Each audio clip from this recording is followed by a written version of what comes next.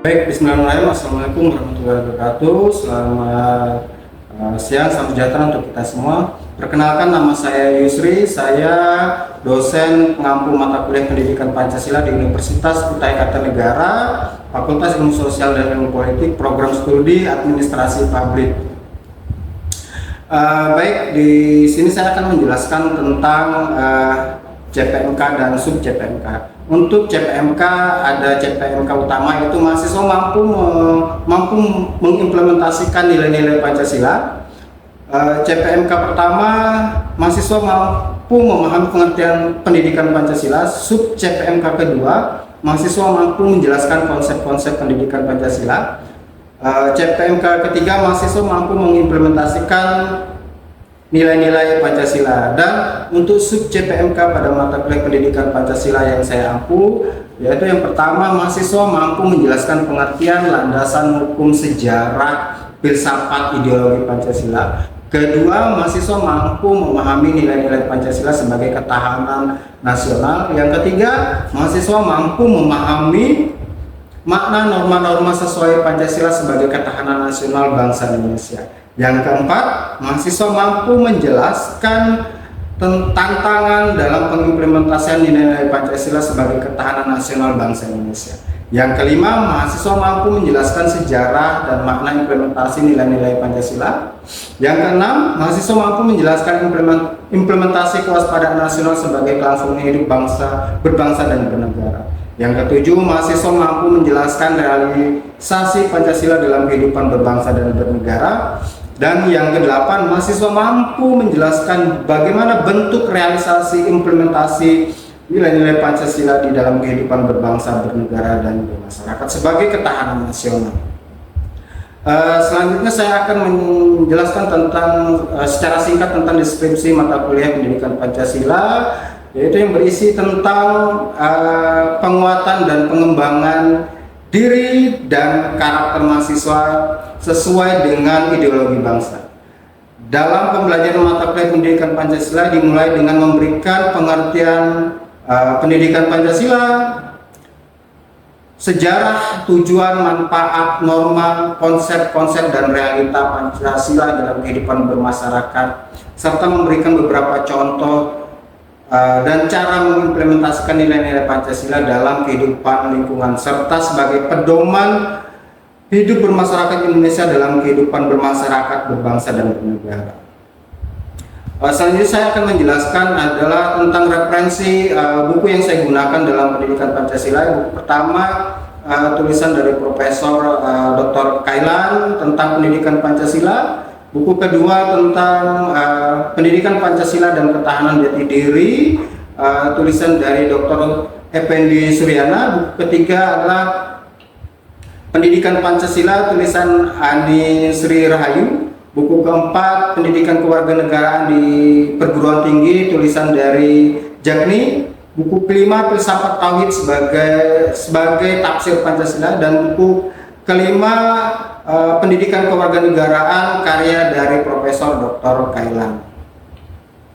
Selanjutnya untuk penilaian, di sini saya akan menjelaskan ada 4 kategori penilaian yang saya berikan untuk mata kuliah pendidikan Pancasila. Penilaian pertama adalah ujian tengah semester 30%, tugas 30%, ujian akhir semester 30%, dan keaktifan mahasiswa di dalam perkuliahan yang diukur dari tugas dan tingkat kehadiran atau absensi sekitar 10%. Jadi dengan total sekitar 100%. Serta di sini saya akan menjelaskan media yang saya gunakan. Media yang saya gunakan adalah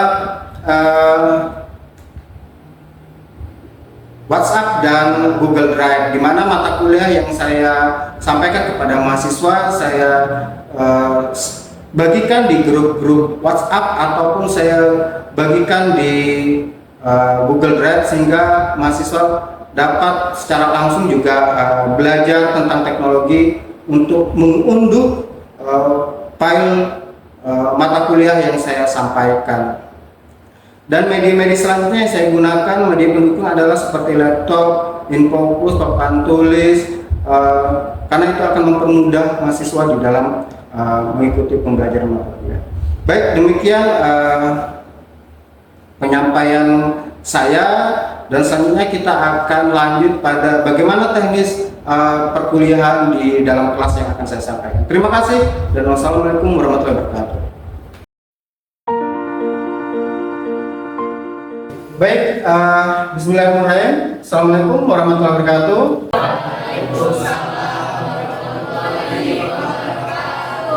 Selamat pagi, salam sejahtera untuk kita semua dan salam sehat. Semoga pertemuan kita di hari ini menjadi berkah, menjadi catatan ibadah untuk kita semua, dan kawan-kawan bisa memahami dari penjelasan yang saya sampaikan nanti. Kita akan membahas sesuai dengan kontrak perkuliahan kita di materi ke-9, yaitu membahas tentang konteks apa nilai-nilai Pancasila dalam konteks wawasan kebangsaan. Oke, sebelumnya nanti kawan-kawan ketika saya menjelaskan mungkin ada yang ingin bertanya, saya persilakan dengan menyebutkan nama. Angkat tangan, sebutkan nama biar kita bisa saling berinteraksi. Baik, sehat semuanya ya? Baik, karena ini mata kuliah pendidikan Pancasila ataupun mata kuliah lain, biasanya kita akan awali dengan membaca doa agar kegiatan perkuliahan kita hari ini berjalan dengan lancar. Nah, untuk berdoa, saya pikir kita berdoa masing-masing, tidak perlu dibimbing. Yang penting kita berdoa semoga apa yang kita dapatkan hari ini menjadi keberkahan untuk kita semua. Baik. Sekali lagi saya ucapkan terima kasih kepada kawan-kawan. Hari ini kita akan membahas materi kita yang ke-9. Mungkin kawan-kawan bisa melihat dari slide yang saya tampilkan. Ya, sebentar.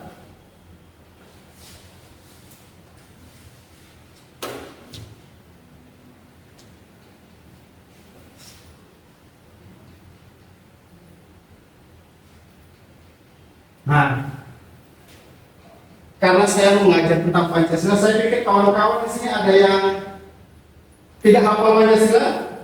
Hafal semua? Saya pengen tes satu dulu. Jordan. Jangan lihat. Sila ketiga. Persatuan Indonesia. Sila kedua. Kemanusiaan yang adil dan beradab. Sila pertama. Saya pikir cukup.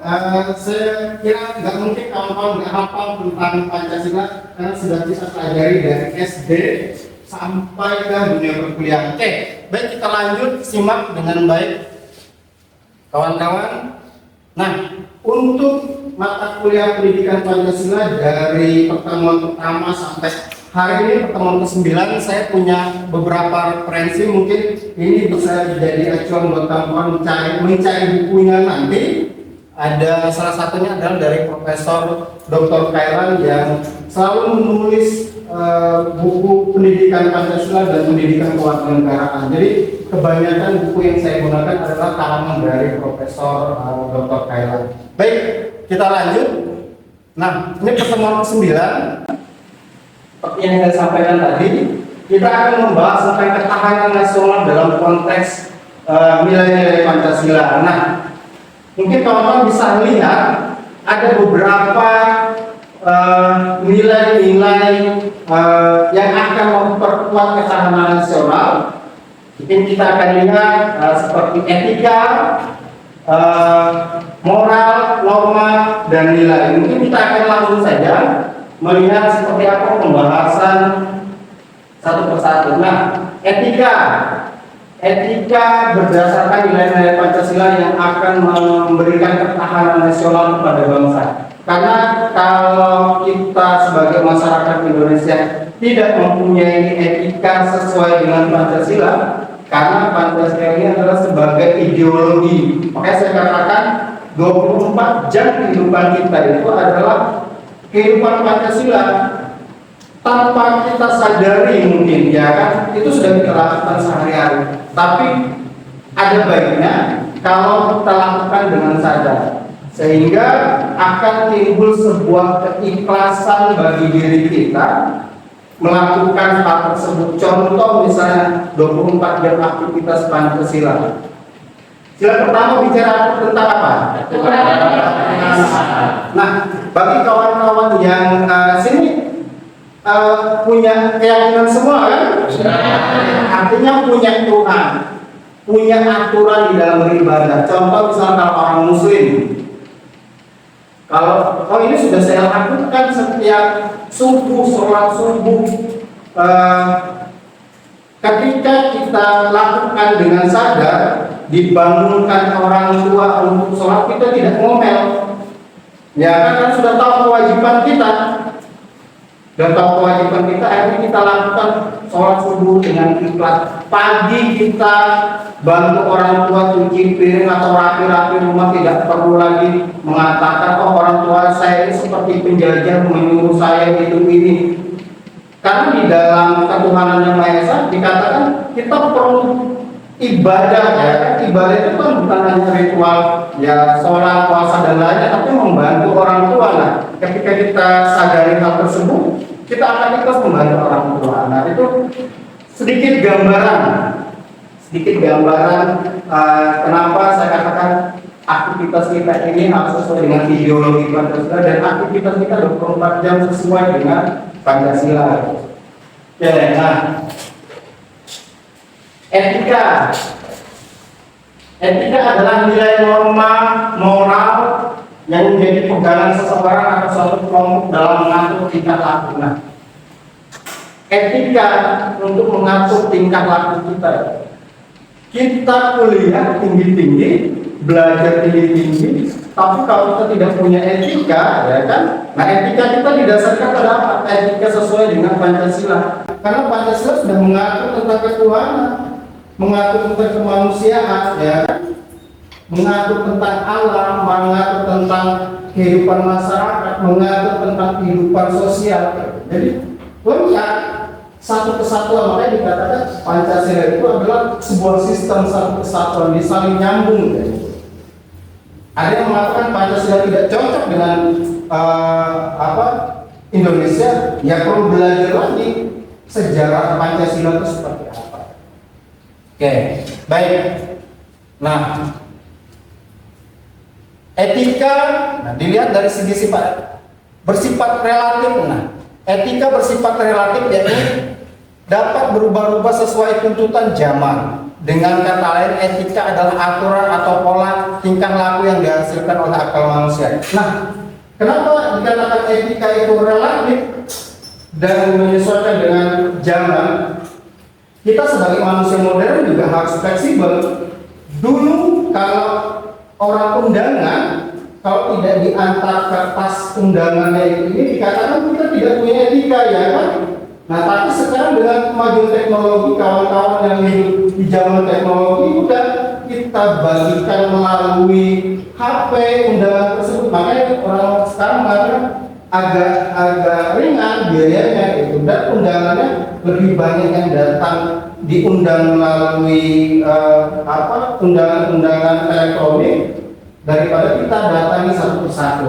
Nah, artinya kita orang ini, saya malah datang karena saya diantari undangan hanya melalui HP kayak gitu. Dianggap orang ini nggak menghormati saya, nggak ada etika dengan saya. Padahal sudah zamannya, tinggal kita merubah, dikatakan pola pikir kita, akal kita menyesuaikan kayak gitu. Apalagi dengan kondisi sekarang, masa kita harus mengantar undangan ke Samarinda, ke Balikpapan. Dengan adanya teknologi ini kita bisa share undangan-undangan tersebut. Orang lebih senang, gitu kan? Nah, baik. Selanjutnya, nah ini kalau kita bicara tentang pengaruh-pengaruh yang akan mempengaruhi tentang etika, kita akan lihat dulu data dari bagaimana generasi muda Indonesia sesuai dengan internet. Nah, 4 dari 10 mahasiswa itu aktif di media sosial. Artinya apa? Kita harus tegas di dalam menggunakan teknologi tersebut. Jangan sampai kita menguasai teknologi tapi etika kita hilang. Oke, baik, kita lanjut. Ini penjelasan tentang etika. Selanjutnya kita akan lihat pada nilai. Oke, lanjut.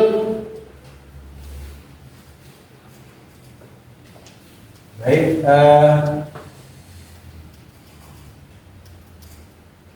Nah, kita akan lihat pada norma. Salah satu poinnya tadi adalah norma. Norma kita akan lihat pemahamannya. Norma adalah tolak ukur untuk mengukur benar atau salah tindakan seseorang. Untuk mengukur benar atau salah harus disesuaikan dengan aturan. Maka yang dikatakan sebagai norma itu adalah sebuah aturan untuk mengukur salah dan tidak sesuai dengan kitab suci. Oh, ini berdosa, ini tidak. Mengukur seseorang bersalah sesuai dengan undang-undangnya, ya. Artinya ada aturan. Norma itu adalah sebuah aturan. Nah, makanya dikatakan norma adalah peraturan atau cara berperilaku. Nah, ini fungsi norma. Menjaga hubungan keharmonisan baik antar manusia dengan Tuhan, menjaga hubungan antar manusia dengan manusia, dan menjaga hubungan manusia dengan Allah. Nah, ini fungsi norma. Menjaga hubungan manusia dengan Tuhan. Di Pancasila itu ada mengatur tentang ketuhanan, bagaimana cara kita beribadah dengan Tuhan. Ya. Dan yang kedua, menjaga hubungan manusia dengan manusia. Kalau di dalam sebuah kepercayaan agama, itu mengatakan bahwa Tuhan itu tidak akan membukakan pintu surga kalau kalian tidak saling bermaaf-maafan. Nah, artinya bagaimana cara kita menjaga hubungan manusia dengan manusia, terus menjaga hubungan dengan alam. Bagaimana cara manusia menjaga hubungan dengan alam? Kutanyakan negara kaya akan sumber daya alam ketika tidak dikelola dengan kebijakan yang baik. Saya yakin kawan-kawan generasi di belakang kalian nanti sumber dayanya akan rendah. Kenapa? Tidak ada fasilitas pendidikan yang baik, tidak ada bantuan pendidikan yang baik. Bagaimana ingin meningkatkan kualitas sumber daya alam? Makanya kita harus bijak dalam mengelola sumber daya alam. Itu yang dikatakan sebagai menjaga hubungan manusia dengan alam. Jadi alam yang kaya harus kita jaga dengan baik. Nah, oke, baik. Sampai di sini ada yang ingin ditanyakan? Silakan. Oke, silakan sebutkan namanya dulu. Silakan. Perkenalkan, nama saya Tasya Ramadhani. Izin bertanya, Pak. Tadi kan Bapak membahas tentang norma. Jadi saya ingin bertanya, apa fungsi norma dalam kehidupan sehari-hari dalam bermasyarakat? Terima kasih. Baik, terima kasih. Norma, apa? Siapa? Tasya. Pertanyaan yang bagus. Nah, bagaimana norma itu bisa mengatur kita di dalam kehidupan bermasyarakat? Ingat bahwa norma itu adalah sebuah aturan. Nah, aturan hidup kita di Indonesia adalah sesuai dengan ideologi Pancasila, sesuai dengan keyakinan, karena kita orang beragama, sesuai dengan aturan-aturan yang ada di kitab suci kita. Nah, ketika kita mengikuti, ini tidak boleh dilakukan karena dilarang di dalam kitab suci saya. Ini tidak boleh dilakukan karena dilarang oleh undang-undang. Ya, tentu tidak akan pernah terjadi yang namanya konflik antar masyarakat. Asal masyarakat itu mampu menerapkan hal-hal tersebut. Kalau merasa paling hebat sendiri, suku saya paling hebat, ya kan? Maka pasti tidak akan ada yang namanya keselarasan. Karena ingat, norma itu adalah sebuah aturan. Nah, aturan kita harus sesuai dengan Pancasila. Bagaimana cara kita bertuhan agar kita saling terima, maka kita harus bisa menghormati keyakinan orang lain, suku orang lain. Itu yang norma yang saya bisa mengatur ketentraman dalam kehidupan masyarakat. Oke, ada yang ingin bertanya lagi? Mungkin silakan. Oke, tadi cewek sudah. Oke, mungkin apa cowok gantian. Oke. Izin perkenalkan, nama saya Pak Haryatsyah. Saya ingin bertanya, apa saja bentuk-bentuk pengingkaran dalam Pancasila yang terjadi di masyarakat? Bagaimana? Bentuk-bentuk pengingkaran Pancasila yang terjadi di masyarakat. Oke. Bagaimana bentuk pengingkaran Pancasila yang ada di dalam masyarakat? Oke. Pertama kita harus memahami dulu Pancasila itu seperti apa? Ketuhanan yang Maha Esa, gitu kan? Tadi saya katakan bagaimana cara menjaga hubungan manusia dengan manusia. Oke, kalau kita tidak bisa menjaga hubungan toleransi antara manusia dengan manusia yang lain, berarti kita sudah mengingkari Pancasila, karena Pancasila itu mengarahkan kita supaya saling hidup toleransi, saling menghargai, baik itu yang ya berbeda agama, berbeda suku dengan kita gitu. Nah, ketika kita merasa paling hebat, udah kayak gitu kan. Oke. Itu ya. Baik. Mungkin itu ya. Terima kasih kepada kawan-kawan yang sudah mengajukan pertanyaan. Mungkin masih ada yang ingin bertanya lagi, tapi karena sesuai dengan kontrak perkuliahan dan waktu kita juga terbatas, jadi khawatir dengan kawan-kawan dosen yang lain akan menggunakan ruang perkuliahan. Jadi saya ucapkan terima kasih pada kawan-kawan. Artinya belajar kita bukan hanya dari dalam kelas ini saja, tapi kita bisa belajar melalui media-media teknologi sekarang, karena saya katakan sebelumnya di pertemuan awal, Pancasila itu adalah sebuah ideologi terbuka terhadap modernisasi. Jadi kawan-kawan jangan ragu untuk mencari, tapi kita juga harus pintar menggunakan teknologi tersebut. Oke, mungkin itu ya. Terima kasih kepada kawan-kawan yang dari awal tadi ada yang bertanya, walaupun saya pikir masih ada yang ingin bertanya, tapi karena kita dibatasi oleh waktu, kawan-kawan dosen lain mungkin akan menggunakan ruangan ini. Semoga pesan saya, semoga apa yang kita dapatkan hari ini menjadi catatan ibadah untuk kita semua. Dan kawan-kawan itu mampu memahami, mampu mengimplementasikan nilai-nilai Pancasila di dalam kehidupan sehari-hari. Kita tidak bisa memulai ke tingkat yang lebih besar. Kita mulai dari diri kita sendiri, kita mulai dari lingkungan keluarga. Kita berikan contoh kepada keluarga kita, adik kita, bapak kita, dan yang lain, sehingga nilai-nilai Pancasila itu akan menjadi berkelanjutan terus-menerus, tidak putus sampai di kawan-kawan. Karena hidup Pancasila itu akan terus lestari ketika ada yang menyampaikan terus-menerus. Mungkin perkuliahan kita akan kita lanjut di pertemuan selanjutnya. Saya ucapkan terima kasih sekali lagi kepada kawan-kawan. Mohon maaf mungkin dalam penjelasan saya terdapat hal-hal yang kurang berkenan, saya mohon dimaafkan. Oke, saya ucapkan terima kasih. Saya akhiri. Wassalamualaikum warahmatullahi wabarakatuh. Selamat siang, salam sejahtera, dan semoga apa yang kita dapatkan hari ini menjadi catatan ibadah bagi kita semua, dan untuk kawan-kawan bisa memahami nilai-nilai Pancasila dan mampu mengimplementasikan nilai-nilai Pancasila dalam kehidupan sehari-hari. Saya akhiri. Wassalamualaikum warahmatullahi wabarakatuh. Terima kasih. Sampai ketemu di pertemuan selanjutnya. Terima kasih. Terima kasih, Pak.